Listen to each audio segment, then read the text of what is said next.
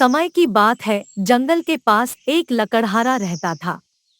वो जंगल में लकड़ी इकट्ठा करता था और उन्हें पास के बाजार में बेचता था कुछ पैसों के लिए। एक दिन की बात है, वो एक पेड़ काट रहा था। तभी हुआ ये कि गलती से उसकी कुल्हाड़ी पास की एक नदी में गिर गई। नदी बहुत ज्यादा गहरी थी और वास्तव में तेजी से बह रही थी। उसने बहुत प्रयत्न किया अपने कुल्हाड़ी को खोजने की, लेकिन उसे वो वहां नहीं मिली। अब उसे लगा कि उसने कुल्हाड़ी खो दी है। वही दुखी होकर वो नदी के किनारे बैठकर रोने लगा। उसके रोने की आवाज सुनकर नदी की परी उठी और उस लकड़हारे से पूछा कि क्या हुआ। लकड़हारा ने उन्हें अपनी दुखद कहानी बताई।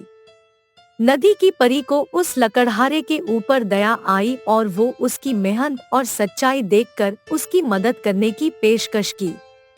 वो नदी में गायब हो गई और एक सुनहरी कुल्हाड़ी वापस लाई, लेकिन लकड़हारे ने कहा कि यह उसका नहीं है। वो फिर से गायब हो गई और अब की बार उन्होंने चांदी की कुल्हाड़ी लेकर वापस आई। लेकिन इस बार भी लकड़हारे ने कहा कि ये कुल्हाड़ी उसका भी नहीं है। अब नदी की परी पानी में फिर से गायब हो गई और अब की बार वो एक लोहे की कुल्हाड़ी के साथ वापस आ गई। लकड़ी की कुल्हाड़ी देखकर लकड़हारा मुस्कुराया और कहा कि यह उसकी कुल्हाड़ी है।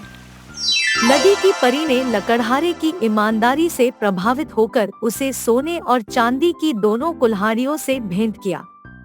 सीख: इस कहानी से हमें ये सीख मिलती है कि ईमानदारी सर्वोत्तम नीति है।